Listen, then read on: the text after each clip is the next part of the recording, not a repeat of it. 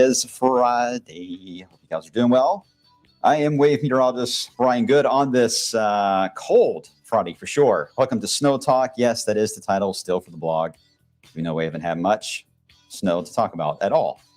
I will cover the weekend setup. So, Debbie, I think it was your comment. I think I saw was it Debbie? There were so many different comments. I'll go back and check, I promise. But I will cover the weekend. And yes, we're going to cover this setup into next week as well. I know the winter has been a very odd one. There's no doubt this has been a pattern that is one for the books. It's made history several times, not only in record warmth and record wind, record pressure. The lack of snow has set new records. The amount of warm months we've had in the winter season, especially February, has been on the list as well. So it's nothing turned out, I don't think, anything close to what was expected, mainly because La Nina was still in the driver's seat as the main focal point for that. We'll be talking more about the look back at winter as we head further into the summer. I usually do that and look back at it. But it's worth mentioning while I'm bringing it up that La Nina has been officially declared over for the first time in 3 years. Now we prepare for El Nino, which will be the warming of the Pacific water. And typically around here, that can change things dramatically for the winter time period. Not this winter. Too late for that. Next winter, it will likely be a big factor, but we'll worry about that later. We're going to get through this weekend first, right? So as always, if you have any comments, anything you want to shout out, any questions you got for any weekend plans, I will try to bring it on. If anyone too, by the way, like Marianne, if you are up there in Memphis and you see a snow flurry fly by, let me know, because we actually do have a chance at 1 or 2 flakes that could be flying by as we head into, now through this afternoon. All right, let's get right into the snowboard. We'll start there. And yes, there are still some chances on the snowboard. They are not elevated, but they're there. One of those will be still late Saturday night into Sunday for a brief mixed chance north and east of Louisville, although that chance is diminishing. I'll explain coming up. Monday, snow showers. They are still there on the table. And still looking at next Friday into Saturday, which would be the St. Patrick's Day window. Not the parade this weekend, but the actual day next week. We're watching how that will evolve from rain to snow. We can get there in several different ideas and paths, but I do think it's something to watch, and we'll just see how it flows along. All right, there's a live look at Starlight, Indiana, where it's been windy, cold outside. We'll take a look at some of those numbers in a second. I do want to update you guys on the latest in the power outages because this has been such a big story. It was a week ago today that we were dealing with the preparing. I was on at this point, I believe it was, talking to you guys from the back office there about what was coming our way. And we still have had some power outages ongoing. Now, I will say in Louisville and Jefferson County, that number is now 18 customers, 18. And at one point, I believe it was over 75,000, something like that, just for Jefferson County. But overall, it was over 400,000 customers of LG needs. Grayson County still showing a little higher percentage compared to the population of customers that are out. You're still 148 customers out there into Grayson County. I'm sure we have others that are still showing up without power, but they have made a significant jump on this in the past couple of days, especially. And I'm hoping that trend will continue despite the cold weather, because it is getting quite chilly out there for sure. Is anybody still without power? Let me know. Type in chat if you're watching right now on any type of streaming device. Will let me know. Let's see. Can't predict INSO with great accuracy regarding the strength for next winter. No, we cannot, Devin. That is very true. But we do know what typically happens in El Nino winters that we can at least discuss. But how it will be as far as moderate or strong or weak El Nino still has to be worked out. All right, let's get into the details on the cold weather outside. 42 in Louisville. We're really struggling here today. We've been holding at about this level now for several hours. We got 39 in Shelbyville, 39, very common actually in Central Kentucky. E-Town, same story, 38 back into the west. The thing is, with the amount of cold air that is flowing in today from the north, that cold wind, these temperatures are not going to move much at all, especially with an overcast sky. The wind chill is going to be a factor all day long today. You'll hear me saying this many times on the weathercast today.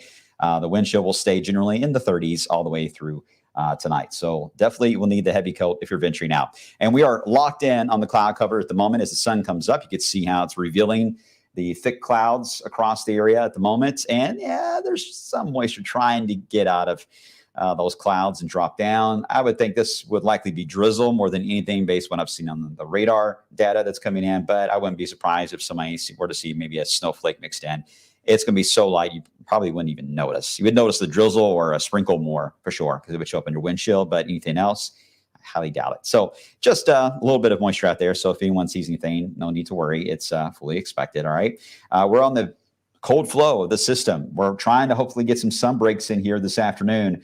This is the only hope we'll have as this drier air tries to punch on the southwest side of it. But by the time that happens, we may already be closing in on sunset or already into the darkness of night. So we'll see how this plays out for the afternoon period, but bet on a cloudy, cold setup for sure. Here's future cast showing that taking place. We'll start to road some of the cloud cover later tonight. It's trying to develop some fog, too, in some areas tomorrow morning. We'll watch that. But here's the change in the outlook, and it's the reason why the snow chance for tomorrow night and Sunday has dwindled.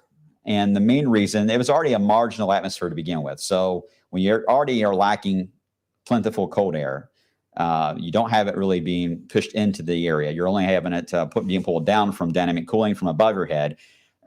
If you don't have that going for you, it just isn't going to happen. And in this case, it was already borderline, but now this pretty much nailed it. Is going to be the idea that the sun's going to come out for your Saturday. That's not a bad thing, right? That will allow us to get to 50 to maybe 53, I think, here in Louisville. And because of that warming we're going to get, you get to that level in the day and you already got a marginal setup at night. Just isn't going to happen, guys. It's just way, way too warm for that. So we'll end up with a decent afternoon. I'm glad because this was obviously a big concern for those heading to the Highlands for the St. Patrick's Parade, but looks like everything will be good there. It will cloud up rather quick, though, and we will get some rain into the area as the Saturday night window evolves. So if you are heading to the Highlands and you're going to be out celebrating, hanging out with friends, make sure to keep in the back of your mind, find a spot you want to hang out at. or head home, whatever the case may be. Just make sure you're getting inside, because rain, a cold rain at that, will be moving in as we head into late Saturday evening into the overnight. And there is still a chance some of this is going to go over to some snowfall. I can't rule it out, but I really think it's going to be the northeast fringe now of our area. And even there, it just won't have the amount of cold air to really do much at all. So the rates look lighter as well. So just some festive snow in some areas you may see mixed in with the rain. If you're not awake to see this, you will miss it. Otherwise, Sunday doesn't look bad. It's going to be chilly on Sunday, but I don't see any weather drama on Sunday. So we'll be good there. Okay.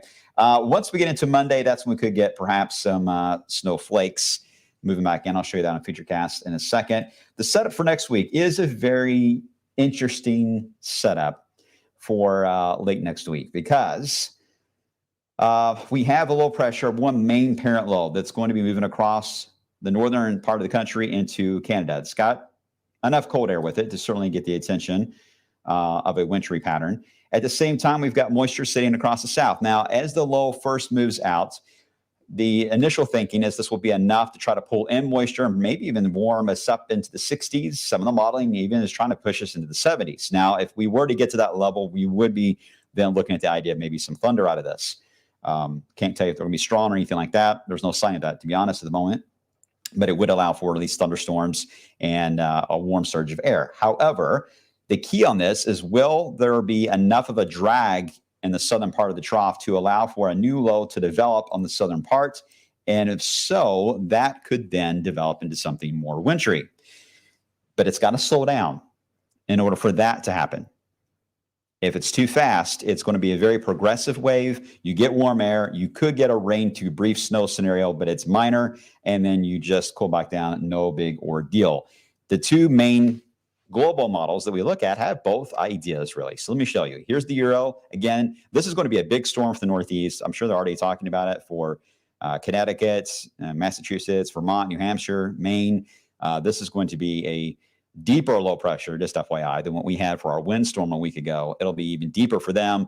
So imagine that with snow. That's what they're going to be facing into the Northeast. So there could be a lot of travel delays there by airlines. So keep an eye on LaGuardia, New York, Boston, Logan, if you have travel at all for this weekend, okay? We get into that system will be really early next week, but we will get snow showers. It looks like on the backlash of that, minor stuff, but could see some snow showers on Monday. I think it makes sense to keep that in the forecast. After that moves by, then we get into the low that wants to move in. You'll see how the parent low moves across the Great Lakes. We try to warm up, rain, maybe some thunder, but then it's just enough of a drag to allow for there to be a secondary low, and you see what happens. Then you get dynamic cooling kicking back in, and the storm can then produce a wintry setup for eastern parts of the Ohio Valley into New England once again. However, the GFS model is way more progressive with this. It certainly has the snow flurries, snow showers, but it drops it down more as a wave itself attacking very progressive front, very much horizontal. So it's more of a wave of moisture, and any slowness or little wave that could develop in the southern edge is way down to the south. Now, they both have their biases on this. GFS tends to suppress too much on cold air attacks like this. It's happened many times. So I think it's incorrect. And I think the Euro idea, I think it makes sense. There is some support for a slowing down. I just don't know if it's going to be timing out to near us or just north of us. It will make a difference in whether or not we're talking about rain to snow or rain and thunderstorms for next week. A lot of questions on how this is going to evolve. One thing to watch will be, well, I put the wrong graphic in, but it would be the NAO. And this is not the graphic. I don't know why I put this in here. But anyway, the NAO, if you're watching it, there will be a bar across it. I'll draw this anyway.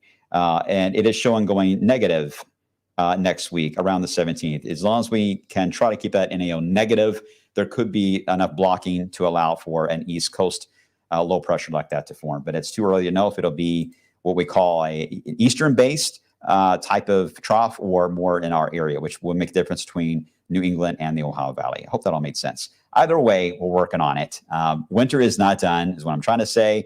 The long range did come out. It is trying to hint that April will be a warmer month for us. Stormier as well. Looks like we'll have more potential to get more active, especially in the southern plains on severe weather and the southern Mississippi Valley areas that have already been impacted. Don't know yet how that will influence our weather just yet, but I'm not seeing as significant of a cold look. Once you get past the first few days of April, everything looks warmer, and that's a trend so far. I hope that does hold, because we do know that we have all the Derby events coming up, including, of course, Thunder over Louisville, which we're gearing up for as well, so we don't want anything nasty cold for that. All right, did that answer most of your questions? Let's see, Angela. See, I'm going to Indy Sunday and staying overnight. You'll be fine if they're in Indy. This is going to be a wet snow for even them. They may not even get much below freezing. If so, it would not cause a major impact. So you'll be fine. It'll be just festive snow flying through the air at times. It will be cold. That wind chill is going to have a bite to it, but you'll be fine travel. So safe travels. Be careful. Let's see, Zach. What do you think it's going to do in Carrollton Saturday night and Sunday to mix or anything better? I think you'll get some snow mixed in Carroll. I think so, especially the way you're positioned there along the Ohio itself in northern Kentucky. I do think you'll get at least some snow mixing in, but I really think your window to see it is going to be very short. And will you wake up with snow on the ground? It's right now very unlikely because you just don't cool enough. And again, it's that sun coming out Saturday afternoon that's kind of a big player on this. Obviously, if we stay cloudy all day, that may play a role. But I do think right now, if you get up to close to 50 Saturday afternoon, it's going to be really tough to get us back down, even with a heavier rain to cool things down. It would not be enough to get past that layer. So right now, I think we're okay. Mitchell, the warmer weather is in Florida right now. Lynn, time changes. Saturday night, you're right. We forward 1 hour Saturday night before you go to bed. Sunsets like 7:47, something like that, Sunday. I think, again, the biggest thing you're going to notice is the sunrise being close to 8 a.m. So it will be dark bus stops again for the kids next week. So please be careful traveling your neighborhoods. You all remember that when you were kids. There's always a time in the spring season and you had a reset. And when you would go to the bus stop, you'd be back to being real dark at the bus. And again, it's a little harder to see out there, drivers. So please take it easy next week with the time change. All right, I'm going to run. You guys take it easy. And I'll have more coming up on midday. I'll actually be here too Sunday morning on sunrise. So you may, just may, we'll see, get another extra snow on Sunday. See if that happens. Stay tuned.